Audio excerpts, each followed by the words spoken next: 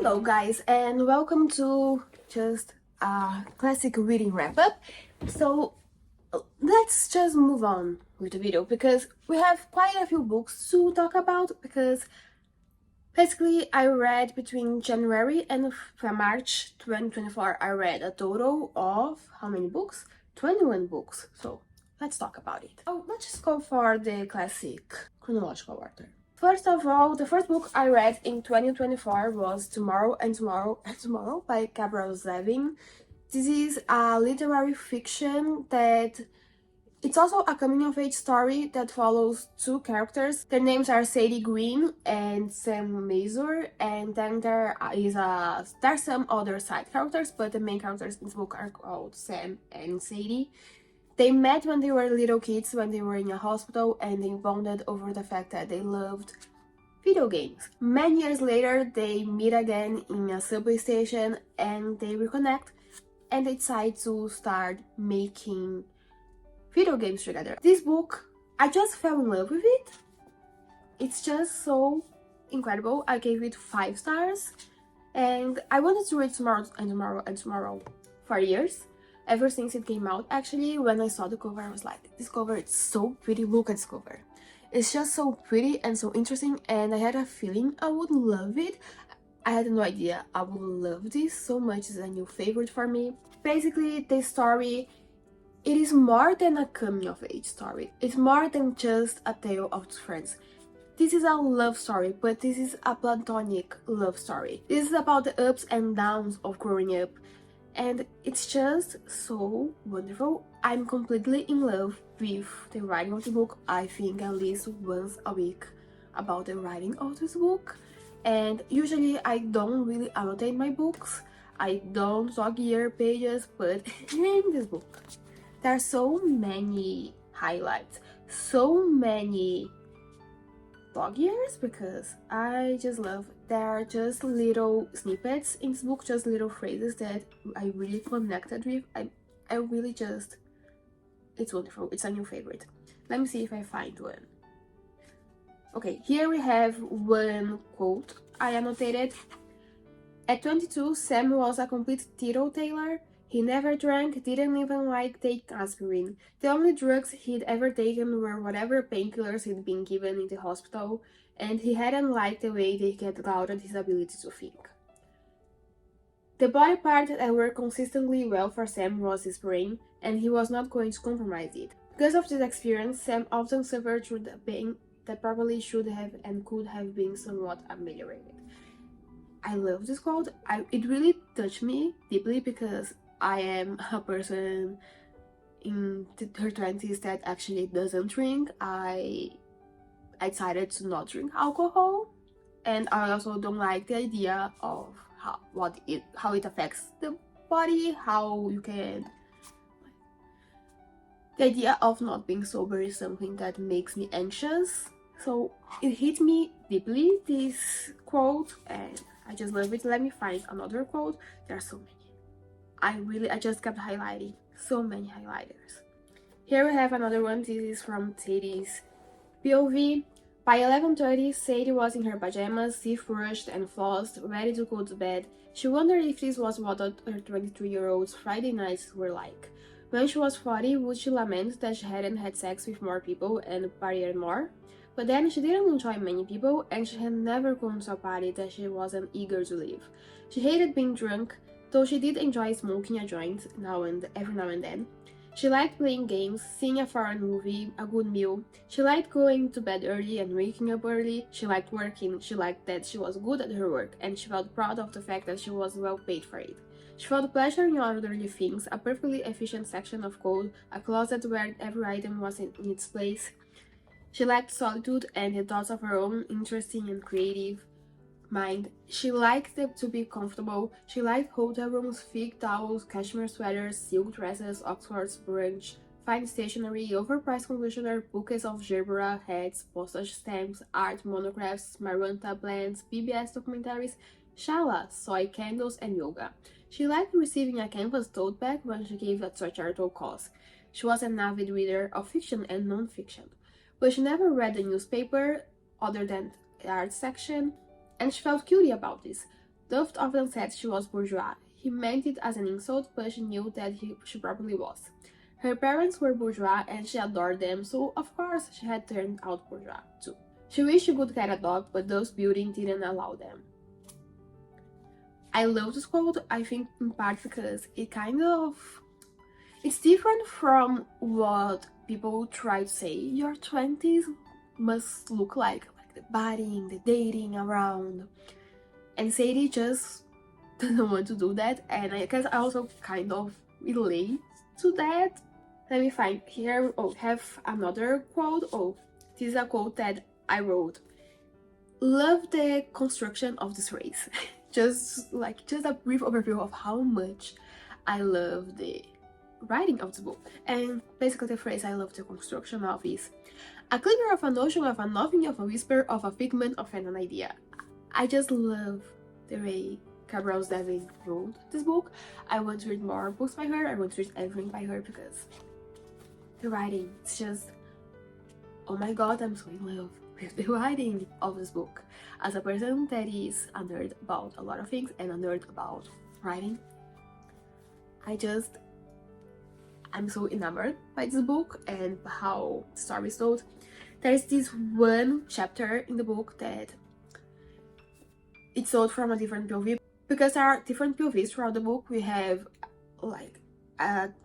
I forgot how to say the name of it, but it's kind of like the outside narrator that is focused more on the POV of Sam. Then we have the outside narrator that is focused on more on the POV of Sadie. Then we have truly the POV, we are inside their heads, and there is this one scene, actually I would say it's two scenes, two chapters that are so heartbreaking. I'm not a person that cries when reading books or watching movies. I just don't do that. But I almost did while reading Tomorrow and Tomorrow and Tomorrow, because there are just these two scenes that they're just...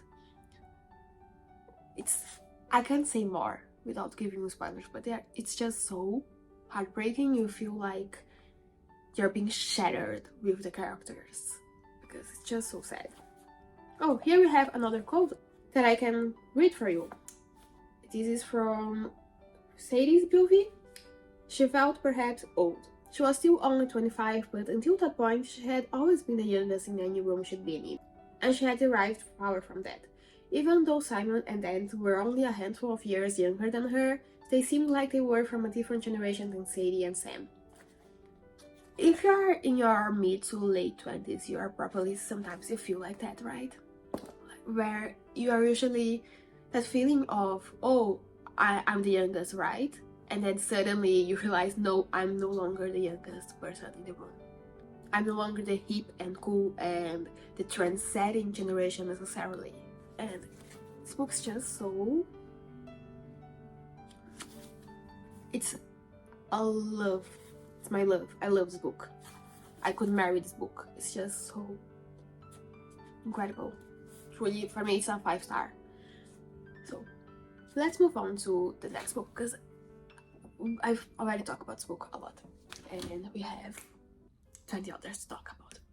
The second book I read in 2024 was Argylle by Ellie Conway.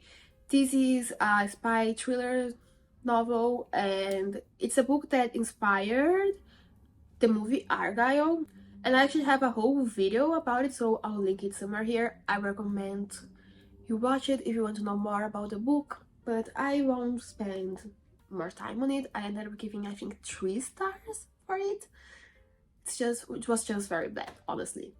Then we have Flowers for Algernon by Daniel Keyes. This is a classic speculative fiction book. Also, I have a whole video dedicated just to Flowers for Algernon, so I recommend you watch that if you want to know my opinion about it. But 4 stars. I wasn't expecting this book to be that sad. The next book I read was How the King of Elfhame Learned to Hate Stories by Holly Black.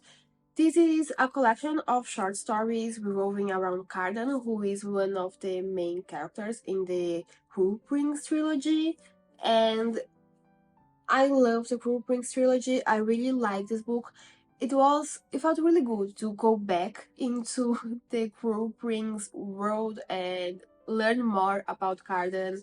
And I ended up giving this 4 stars, but this is more of a top tier 4 stars because the only reason I didn't give it 5 stars because it just didn't feel right for this book to be 5 stars compared to the other ones. I consider they're 5 stars, but it's really good. It was so feel good. Also, this book is beautiful. I think it's one of the prettiest books I own. For example, let me find another one. Like, if you read the Cruel Prince trilogy, you probably know about Carden and his door. And here we have Carden, little Carden and his door. And this book's just so beautiful. The illustrations are by Rovina Kai, by the way. And oh my god, I just love this book. Here we have Carden and Jude going to the human world. Let me find another one that I like.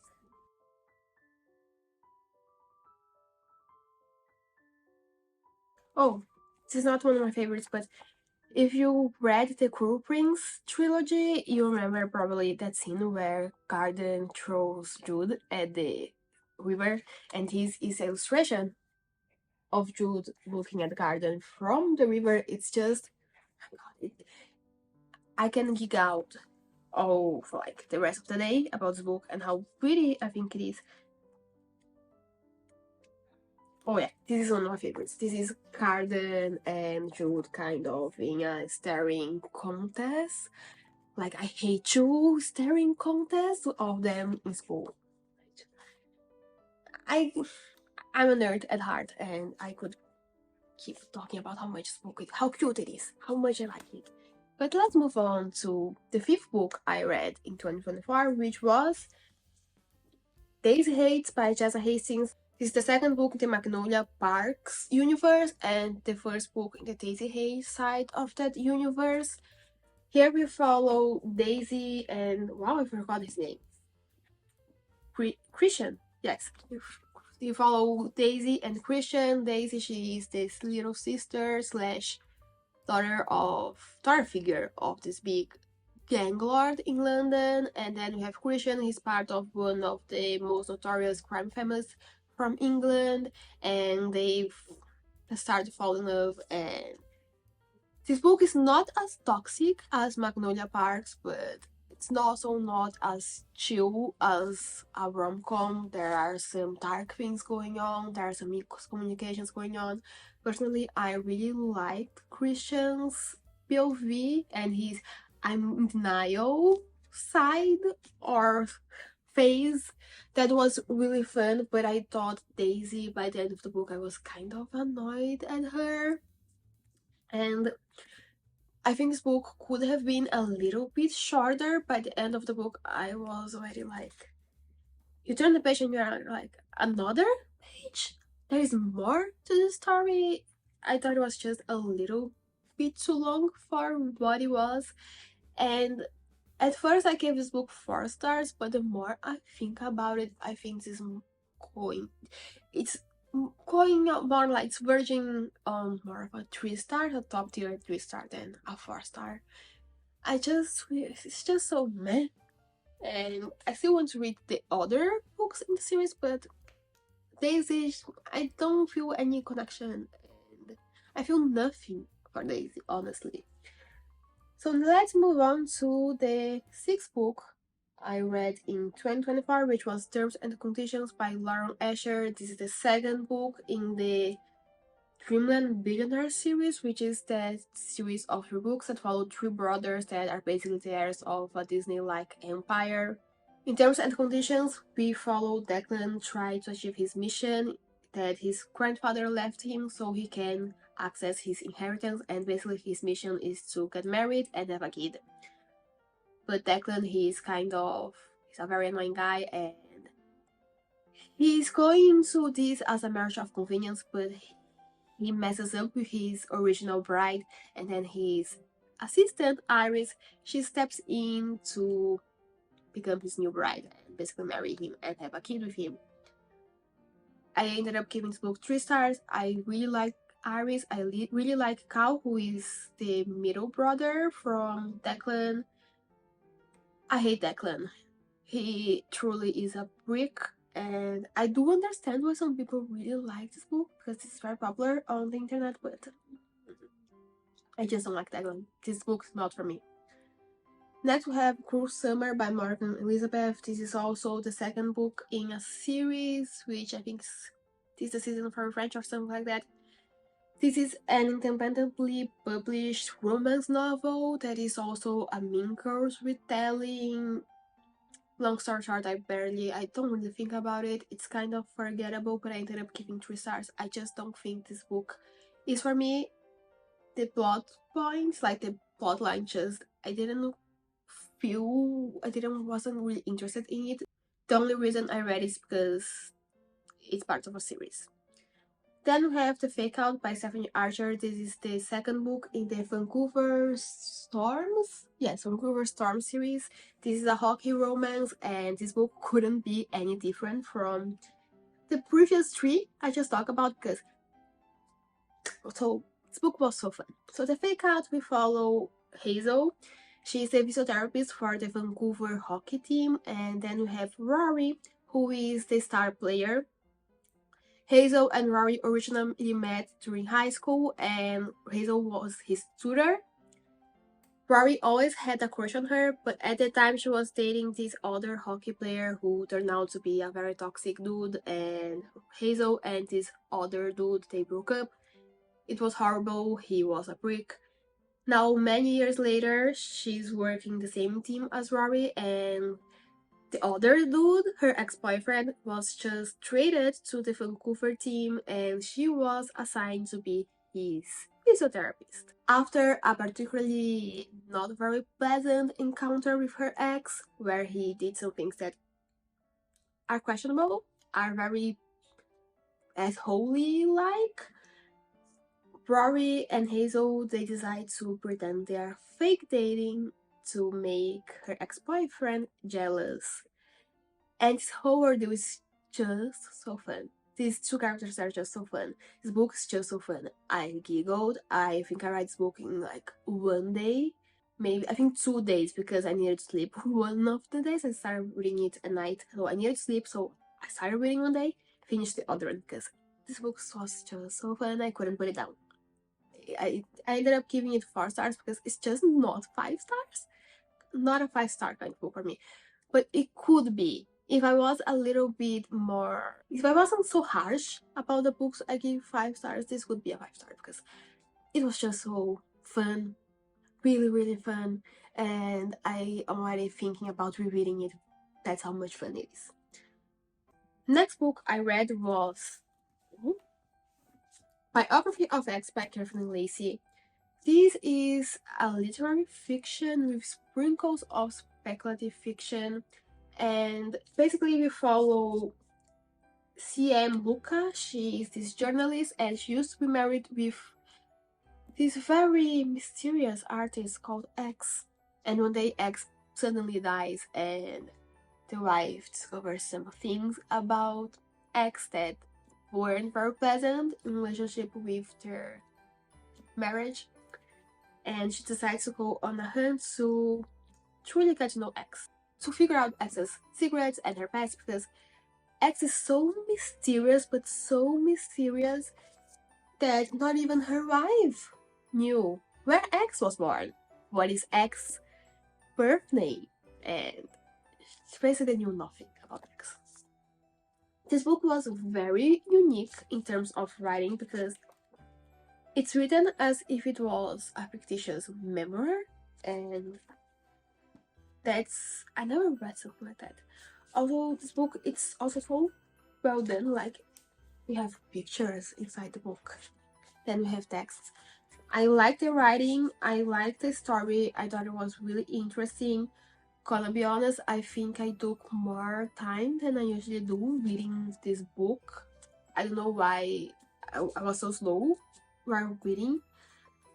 But then I ended up giving this book 4 stars. This is like a mid-tier 4 stars because it's very unique.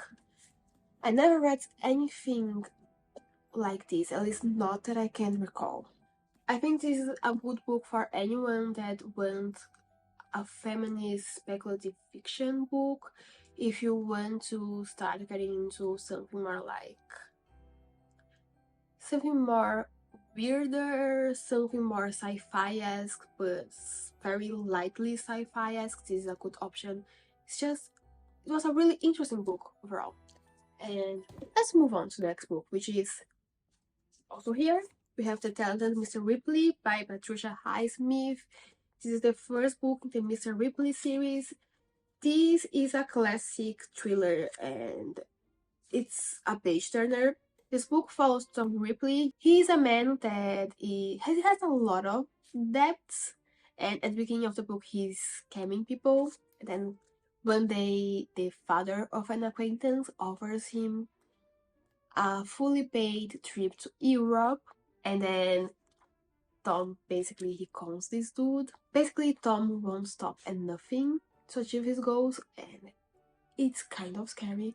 It's very interesting. I couldn't put it down. Basically, if you like Southburn vibes, this is a good book. Oh, I ended up giving it 4 stars too. This is a more of a top tier 4 stars situation. Let's move on to the next book, which is my first DNF of the year, which was Brideshead Revisited by Evelyn Voll. This is a book that follows what's the name? I forgot the names of the characters, but it follows this guy who's, I think, a general or something like that in the English army. And the book starts right in the middle of the Second World War, and our general guy, he is changing the place where his team is stationed.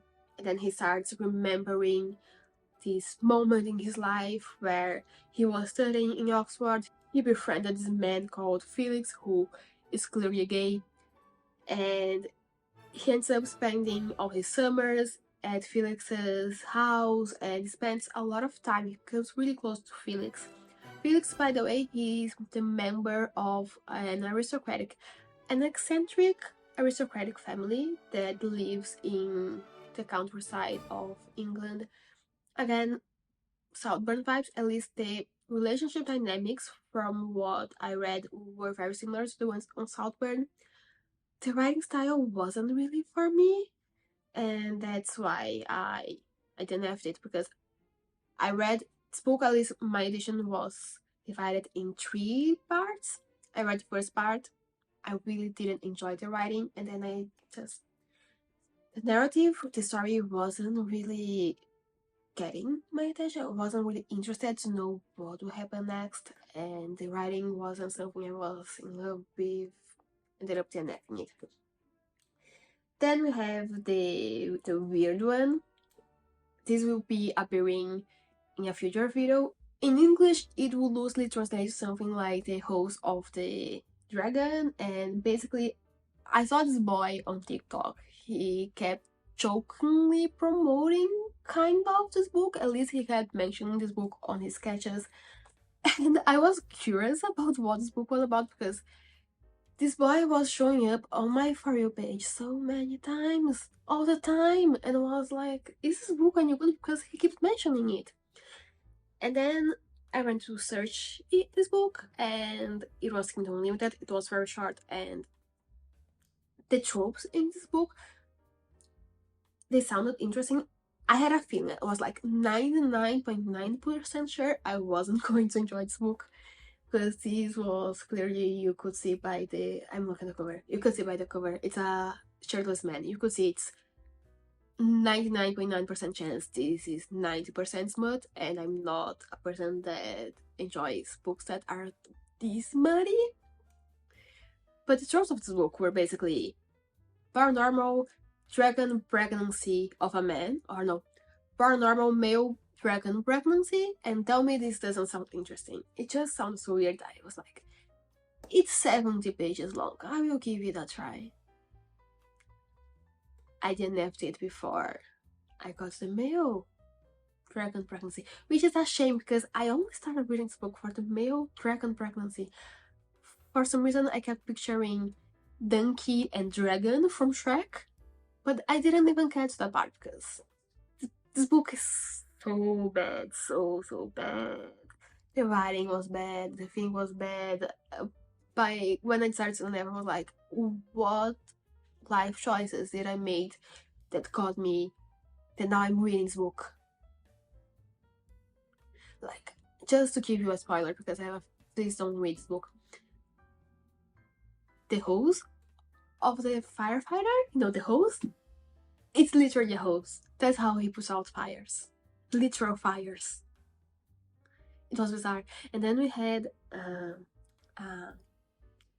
this woman, which we are led to believe she is some kind of extremist, kind of brainwash, one of those extremely religious people that feels like they are in a cult, but actually she's just a dragon hunter. It was just so weird that I needed to DNF it, and I need to scrub this thing off my brain. I think it's rotting my brain, just the fact that I remember the things about this book. Let's move on to the next book, because also will be on a future video, which is coming out very soon, hopefully. But I read Letter to the Father by Franz Kafka.